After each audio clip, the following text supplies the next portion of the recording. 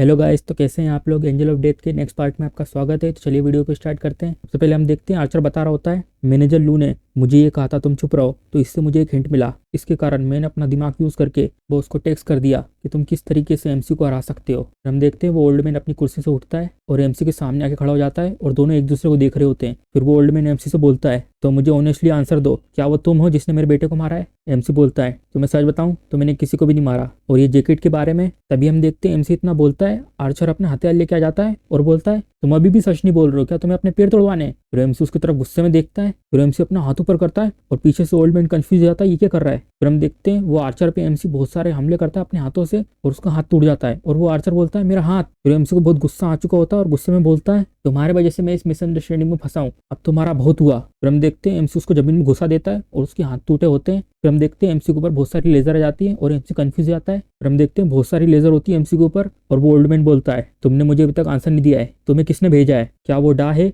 Black dragon guild से और brother जिन सेंचिंग से। एमसी बोलता है मेरी बात तो सुनो। फिर वो ओल्ड मैन एक और नाम लेता है, और क्या वो बूढ़ी औरत है रिवर गॉड बैंड से। एमसी चिल्ला के बोलता है, नहीं मैं बोल रहा हूँ ना, मुझे एक्सीडेंटली पकड़ लिया गया है। फिर वो ओल्ड मैन गुस्से में एमसी के सर पे पैर रख देता है और बोलता है, तुम कमीने अभी भी सच नहीं बोल रहे हो, तुम कितने तो सेमलेस हो, तुमने मेरी बेटे की जैकेट पहनी हुई है, स्नाइपर, ये जैकेट वाले एरिया को छोड़ के इसके सर को भूंस दो। फिर एमसी को ये सब सुन के बहुत गुस्सा आता है। फिर हम देखते हैं एमसी को पहले की चीज याद आ रही होती है। फिर एमसी बूढ़े आदमी की तरफ गुस्से में देखता है और वो बूढ़ा आदमी कंफ्यूज हो जाता है। फिर हम देखते हैं डार्क एनर्जी निकल रही होती है और एमसी अपनी डार्क एनर्जी निकाल रहा होता है हर जगह। फिर हम देखते हैं वो डार्क एनर्जी स्नाइपर के पास पहुंच जाती है। फिर दूसरा स्नाइपर बोलता है, इस चीज ने तो मेरी गन को पकड़ लिया है। फिर हम देखते हैं जहां जहां पे स्नाइपर थे सबको ब्लैक एनर्जी पकड़ लेती है। फिर हम देखते हैं वो ब्लैक एनर्जी सबको पकड़ लेती है। फिर एमसी बोलता है, जल्दी तुम सब नीचे आओ। फिर हम देखते हैं सब ऊपर से गिर रहे होते हैं और एमसी बोलता है, क्या तुम थोड़ी देर शांत हो सकते हो और मेरी बात सुनो मैं क्या कह रहा हूँ। फिर वो ओल्ड मैन मन में सोचता है, मुझे लगा ये डोमेन बनाने के बाद और स्नाइपर को हायर करने के बाद में मुझे लगा मैं अपनी सिक्योरिटी डबल कर सकता हूँ, और इसने इस डोमेन को इतनी आसानी से तोड़ दिया। फिर वो बूढ़ा आदमी बोलता है, कहो तुम क्या कहना चाहते हो।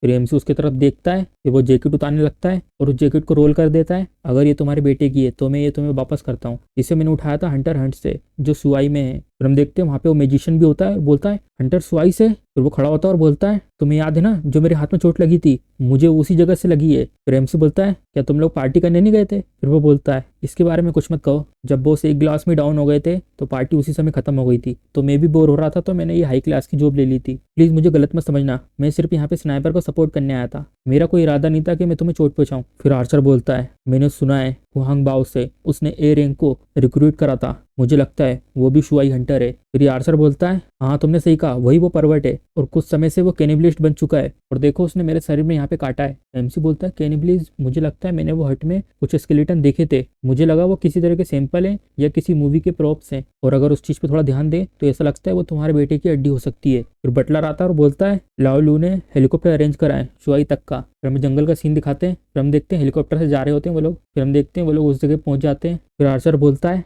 स्मेल इसकी थोड़ी सी चेंज हो चुकी है और इसमें से पॉइजन की भी थोड़ी सी खुशबू आ रही है, लेकिन ये रिजेंबल करता है यंग मास्टर को, और जो काटने के निशान भी सेम है जो उस मैजिशियन ने बताए थे, और प्लस जो इसका जो का शेप है वो भी सेम है, इसमें कोई मिस्टेक नहीं है, ये तो सच में यंग मास्टर जैसा लग रहा है। और इसके मरने का रीजन, फिर हम देखते हैं वो इतना बोलता ही है, फिर वो ओल्ड मैन उस हड्डी को गले लगा लेता है और रोने लगता है कि तुमने अपने पापा की बात नहीं मानी। फिर हमें दिखाते हैं सीन पहले का, डेड रीजर देखो मैंने अपनी पावर को अवेकन कर लिया, मैंने तुमसे झूठ नहीं कहा था। फिर ये बोलते हैं, ये तो बहुत अच्छी पावर है, तुम्हारे डेड के पास भी कोई पावर नहीं है, और ये बहुत ज्यादा सरप्राइज है कि तुम अवेकन बन चुके हो, अब तुम यहाँ रहो और कंपनी के लिए काम करो और एक अच्छे पाथ में जाके अच्छा कमाओ। फिर वो बोलता है, मैं शायद अपने डेट को कभी भी सरपास ना कर पाऊँ, जितना भी उनने पैसा कमाया है पूरी जिंदगी में, और मैं डेट को इम्प्रेस इसी से कर सकता हूँ कि मैं एक अच्छा अवेकन बन जाऊँ। फिर हम देखते हैं वो जाने लगता है, फिर वो मुड़ता है, फिर हम उसका चेहरा देखते हैं और बोलता है वो, मुझे एक बहुत ज्यादा पावरफुल मास्टर मिले और मैं अपनी ट्रेनिंग स्टार्ट करूंगा उनके अंडर, और अगली बार हम मिलेंगे तब मैं बहुत ज्यादा पावरफुल बन जाऊंगा। फिर पीछे से बटलर बोलता है, यंग मास्टर पहली बार बाहर जा रहे हैं, क्या हम किसी को भेज दें इनको फॉलो करने के लिए।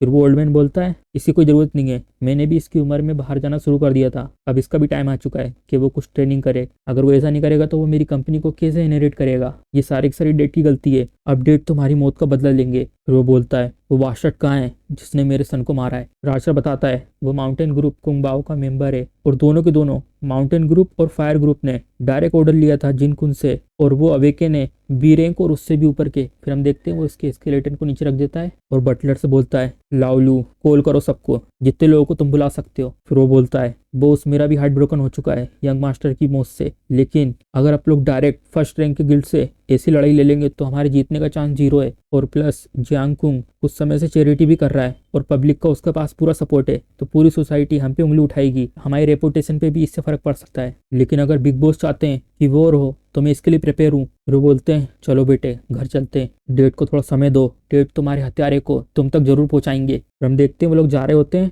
और मैजिशियन बोलता है ये तो बहुत ज्यादा वियर्ड है, क्या सच में पॉइजन ने यंग मास्टर को मारा है? अगर ऐसी बात है, अगर ऐसा पॉइजन जो हड्डियों को गला सकता है, इसका मतलब उसकी रैंक ए या सी रैंक की होगी। लेकिन वो मन में सोचता है लेकिन जिस समय मुझे ये चोट लगी थी उस समय तो उसने मेरे आइस आर्मर को स्क्रैच भी नहीं कर पाया था। वो बोलता है मैं हार मानता हूँ। फिर वो बोलता है क्या तुम भेड़ हो? मैंने बोला मैं हार मानता हूँ। उसकी और हमारी स्किल में बहुत ज्यादा डिफरेंस है। रेमसी मन में बोलता है मुझे लगता है जो एक और यहाँ पे रखा हुआ था वो उठा लिया गया है, मुझे लगता है वो कोर्स कोएन जियाओ किंग के द्वारा उठाए गए होंगे। फिर वो आर्चर बोलता है ये लो ये है बाकी हड्डियां। फिर एक जन बोलता है इसको आराम से इस बॉक्स में रख दो। वो बूढ़ा आदमी बोलता है हे बडी सुनो, मुझे पता है हम दोनों के बीच मिसअंडरस्टैंडिंग हुई है, मैं सिर्फ अपने सन को ढूंढना चाहता था, तुम समझ सकते हो, मैं तुम्हें ग्रेटिट्यूड दिखा रहा हूँ, कहो तुम्हें क्या चाहिए? फिर एमसी बोलता है मुझे एक ऐसी जैकेट दो जो मेरे फेस को छुपा सके। फिर हमें एक जगह का सीन दिखाते हैं, माउंटेन हॉल। एक जन बोलता है हे आज का इंटरव्यू क्लोज हो चुका है, कल आना अब। फिर हम देखते हैं उन दोनों की गर्दन गायब हो जाती है और ऊपर से बोर्ड कट के नीचे गिरता है। फिर हम देखते हैं उन समय से डेथ एनर्जी उसके अंदर जारी होती है। फिर हम देखते हैं वो एमसी होता है और वहाँ पे फोटो लगी होती है जिंकुन की, और यहाँ पे बहुत सारे लोग होते हैं। एक जन बोलता है ये चोर यहाँ पे कहाँ से आया? फिर एमसी अपने हथियार निकाल के बहुत स्पीड में उनकी तरफ जाता है और ये लोग भी अपनी पावर का यूज करके एमसी की तरफ बढ़ते हैं हमला करने के लिए। और एक जन बोलता है तुम यहाँ पे खुद आए हो, अगर तुम गलती से मर जाते हो तो हमें मत बोलना। फिर हम देखते हैं एमसी बढ़ रहा होता है उनकी तरफ। फिर हम देखते हैं बहुत सारे लोग यहाँ पे कट जाते हैं। फिर एमसी एक जन के सामने आता है, एमसी के डर के कारण उस सामने वाले का हथियार गिर जाता है। फिर वो बोलता है मेरे पास मत आना। एमसी बोलता है जो तुम्हारे में नया शुहाई हंटर है जल्दी से उसे यहाँ बुलाओ। फिर बोलता है ठीक है मैं जाता हूँ, अभी उसको बुला के लेके आता हूँ। फिर हम देखते हैं उसकी गर्दन कट जाती है और एमसी थोड़ा कंफ्यूज हो जाता है। फिर हम देखते हैं जिसने वो गर्दन काटी होती है वो ऊपर छत पे बैठा होता है और बोलता है कोई जरूरत नहीं है पापा को इधर बुलाने की। फिर हम देखते हैं उसके साथ और लोग भी होते हैं और ये बोलता है मैं तुम्हें ये तो बताना भूल ही गया, ए रैंक के 2 पापा लोग भी इधर हैं। फिर एमसी मन में बोलता है ये जो इसका बिहेवियर है ये साइन है डिवॉल्विंग का, जो इसने इतने सारे कॉर्प्स को मारा है फोर्सफुली, क्योंकि इसकी पावर काफी नहीं है इसके लिए। फिर एमसी बोलता है तुम दोनों पीछे, मैं तुम्हारे लिए यहाँ पर नहीं आया हूँ, तो यहाँ से निकल जाओ तुम दोनों, यही तुम्हारे लिए अच्छा होगा। फिर वो लड़की हंसते बोलती है लिटिल ब्रो तुम तो बहुत ज्यादा एरोगेंट हो गए हो सिर्फ बी रैंकर को मार के। फिर ये बोलती है मेरे पास सजेशन है, चलो इसके टुकड़े टुकड़े करते हैं। फिर हम देखते हैं इससे कितना बड़ा पोर्शन बनता है। मैं बेट करती हूँ इससे बी रैंक का तो कोर तो बनेगा ही। फिर एमसी मन में बोलता है जो मैंने बेट डाला था वो सक्सेसफुल हो चुका है, मुझे लगा मुझे यहाँ पे कोई भी स्पिरिट एनर्जी नहीं मिलेगी। फिर हम देखते हैं वो तीनों के तीनों एमसी पे हमला कर देते हैं। फिर एमसी अपनी ब्लैक फ्लेम का यूज करता है और इसके आसपास वो ब्लैक एनर्जी आ जाती है और ये बोलती है ये तो बहुत ज्यादा सरप्राइज है कि तुम स्ट्रॉन्ग निकले। फिर ये बोलती है खेलना बंद करो, इससे सीरियसली लड़ाई करो। एमसी बोलता है सीरियस? तुम्हें सीरियस होने का कोई चांस ही नहीं दूंगा मैं, चलो देखो तुम्हारे नीचे। फिर हम देखते हैं एमसी बहुत सारे कांटे बना के उनमें घुसा देता है। फिर हम देखते हैं एमसी के पास से एक हमला जाता है और एमसी उससे बच जाता है। फिर एमसी बोलता है तुम अभी भी ये बच्चे वाले ट्रिक मेरे सामने यूज कर रहे हो, ऐसा लगता है तुमने अपने आप को ज्यादा ओवर एस्टिमेट कर दिया है। फिर वो बोलता है क्या तुमने अपने पापा को कचरा समझ लिया है? Poison blow. फिर हम देखते हैं एमसी के ऊपर वो चीज आ जाती है। फिर एमसी उस चीज को खा लेता है और उसके मुंह पे थूक देता है और ये बोलता है मेरा फेस। फिर एमसी उसको पकड़ने के लिए जा रहा होता है। फिर हम देखते हैं एमसी उसका मुंह पकड़ के दीवार में घुसा देता है। क्या तुम्हें किसी ने ये नहीं सिखाया